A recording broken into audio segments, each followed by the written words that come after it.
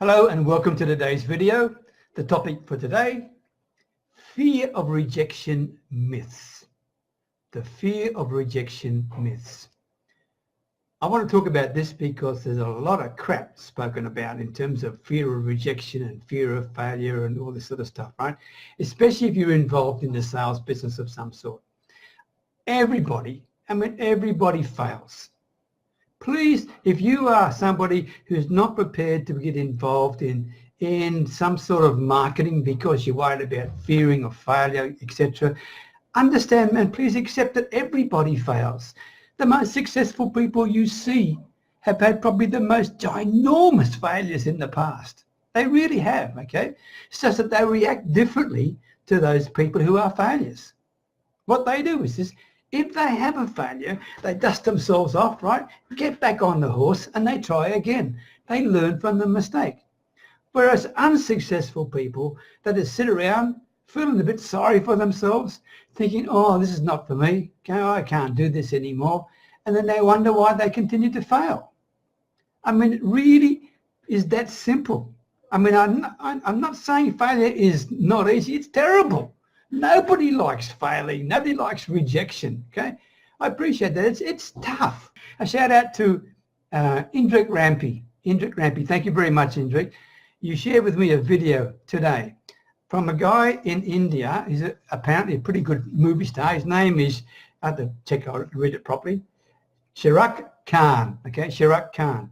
And this guy has overcome so many failures in his life to achieve the success he's got. In fact, he even says that his father was the most successful failure in the world, right?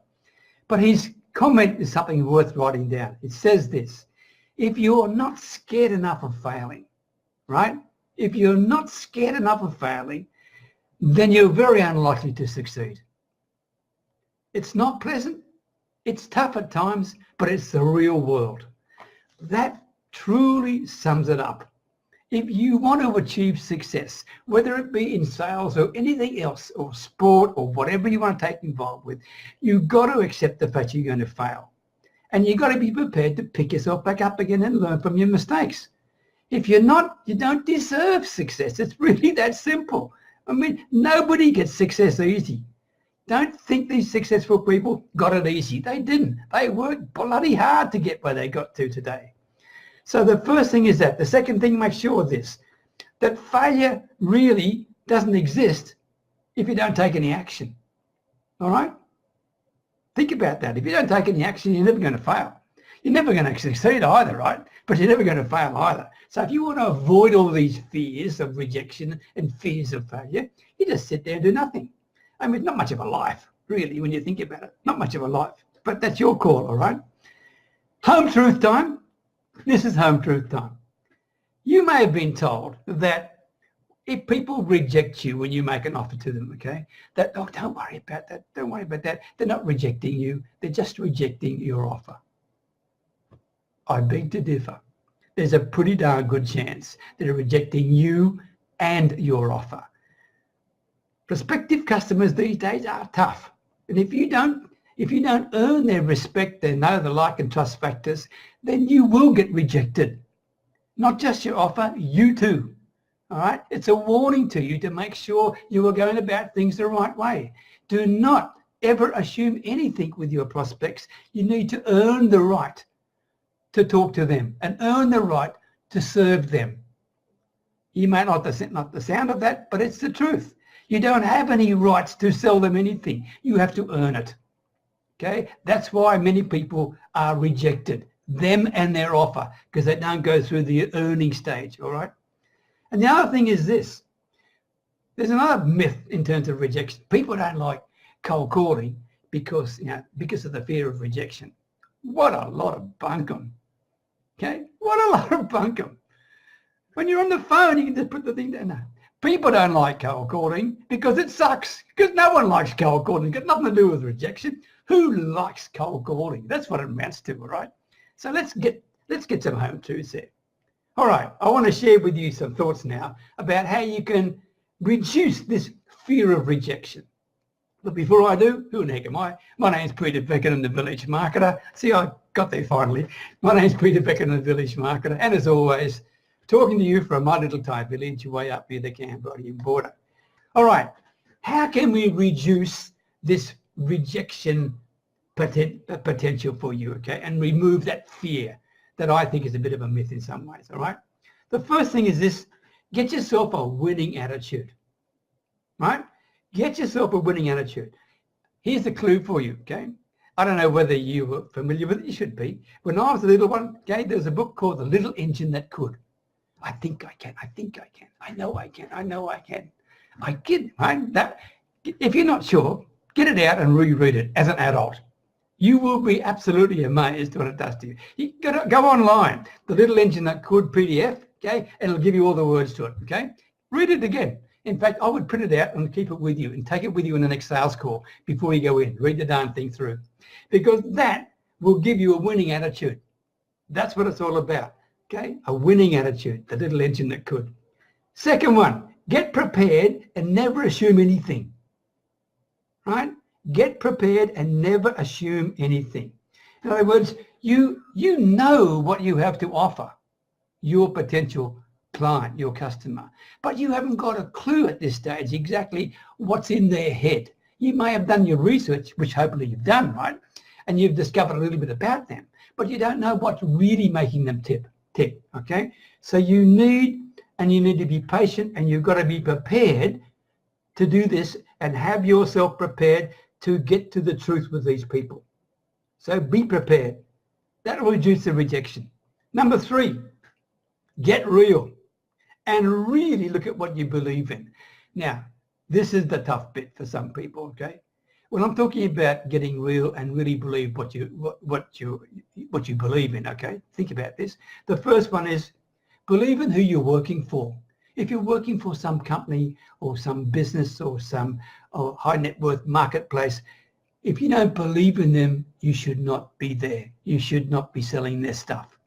If you're working for you, then you better believe in you, right? If you don't, if you're a solopreneur and you don't believe in you, again, you don't deserve anything more than the rejection that you are sure going to get. So believe in who you work for, believe in what you do, believe in what you stand for, and believe in what you offer, okay? Truly believe in what you offer. Next, believe that you can differentiate yourself from your competitors, okay?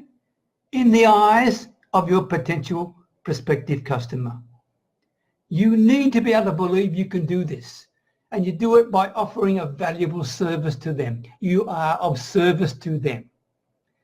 If you serve them in your own inimitable way, showing your own true clarity and leadership, then you will not have a rejection. You will have gratitude, okay? But you need to believe that you can do this. You need to believe that you can differentiate yourself. I'm telling you the what. I'm not telling you the house. We haven't got 4 hours, right? I'm just telling you to note these things down. If any of these things you're not sure about, message me and we'll talk it through, okay? Another one, you need to believe that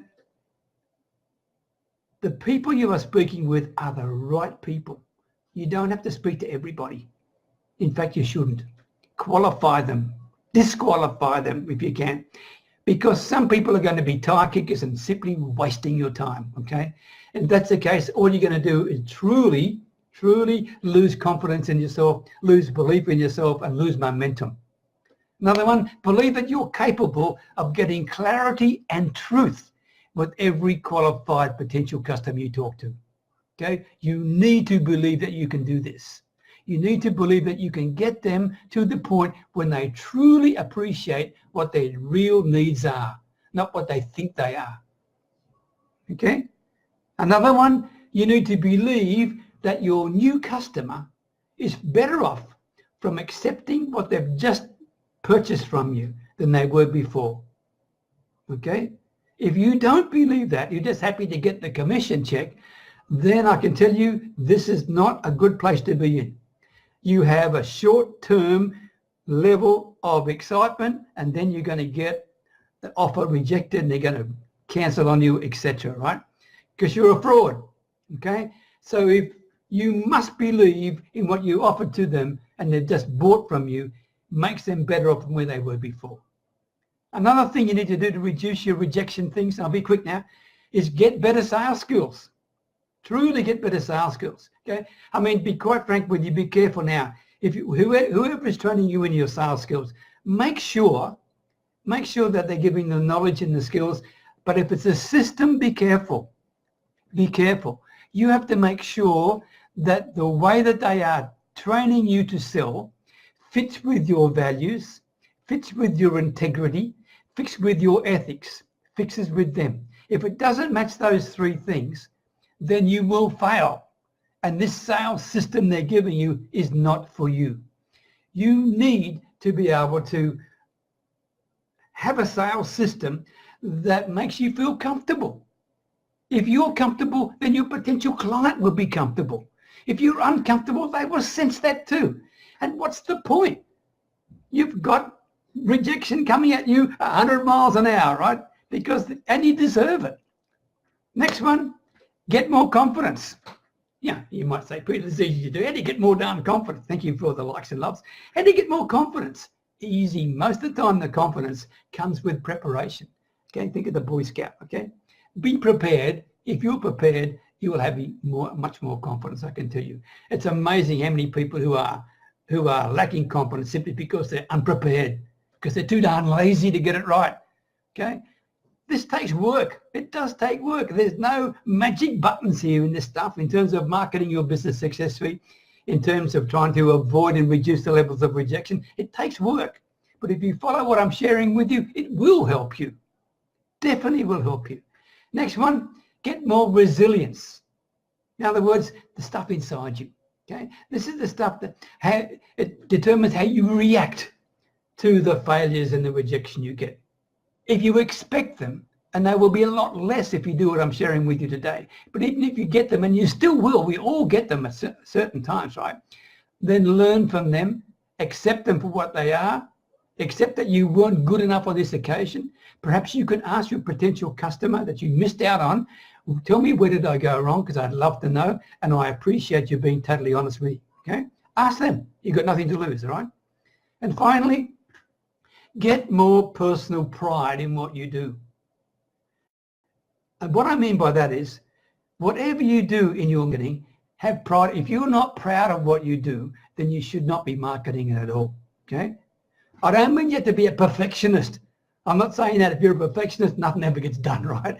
But be proud in what you do. In other words, don't be late. Okay? Turn up on time. Deliver to the best of your ability. Serve people in the most professional way you possibly can. Do these things to the best of your ability. Be proud in what you do, and you'll get the performances that you deserve. Okay? And to finish with, get your mindset right. In other words, if you don't believe that you're good enough, then that's exactly what will happen. You will not succeed. If you're approaching a potential client and customer and you're not sure, you're feeling apprehensive because they've got a title called a CEO or whatever it is, and you're thinking, oh, I'm not sure, well, you know what? That's exactly what's going to happen. You're not going to get what you want. You're wasting their time and your time. That mindset is wrong. Okay? Change that mindset. You are there to serve, to provide great service. It doesn't matter whether they're a CEO or the doorman. It doesn't really matter, okay? Everyone is a person first. They're people first. Treat them that way. Don't treat them as a title. Treat them as an individual because they deserve it, okay? And so do you. Okay, there you go. That's my little, nearly a sermon, wasn't it? That's my thoughts for today. Thank you for sharing with me. Call to action time. I have a group called Your Next Level. If you're interested in looking at how to take yourself to the next level and your business to the next level, come and check me out. Your Next Level, okay? Fear of rejection can be a myth, or at least it can be significantly reduced if you just take on board the things I shared with you today. I hope you found it helpful. Until next time, all the best from Thailand. Bye for now.